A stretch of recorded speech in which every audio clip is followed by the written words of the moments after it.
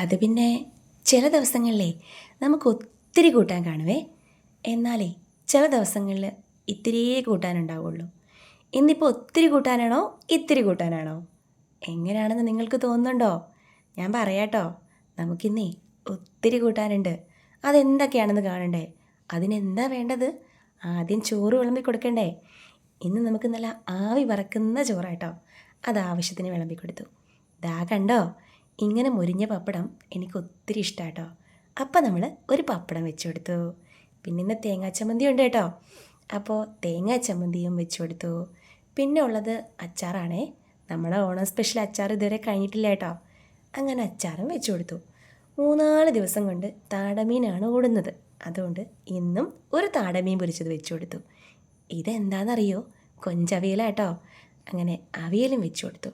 ചമ്മന്തി ഉണ്ടെങ്കിൽ പുളിശ്ശേരിയോ പച്ചമോരോ എന്തെങ്കിലും വേണമെന്നറിയാലോ. അപ്പം നമ്മുടെ ബാക്കി ഉണ്ടായിരുന്ന പച്ചമോരും കൂടെ ഞാൻ എടുത്തിട്ടുണ്ട് കേട്ടോ. അപ്പോൾ ഇന്നത്തെ ഊണ് അടിപൊളിയായിരിക്കുമേ. ഈ പപ്പടം ഇപ്പം ഇങ്ങനെ ഇരിക്കുന്നെങ്കിലും ഉണ്ടല്ലോ, നന്നായിട്ട് ഉച്ചയ്ക്കാവുമ്പോഴേ തുറക്കുന്ന സമയത്ത് വാടി തളർന്ന് ആ ചോറിനോട് പറ്റി പിടിച്ചിരിക്കുമായിരിക്കും കേട്ടോ. ആ പപ്പടം എടുത്ത് കഴിക്കാൻ ഭയങ്കര ടേസ്റ്റാണേ. അപ്പം നമുക്കിന്ന് ചമ്മന്തിയും പച്ചമോരും കൊഞ്ചവിയലും പപ്പടവും അച്ചാറും ഒക്കെ ഉണ്ട് കേട്ടോ. ഇനിതാ നന്നായിട്ട് ഒന്ന് അമർത്തി നമ്മുടെ ഇല ഒന്ന് കെട്ടി വെക്കാവേ.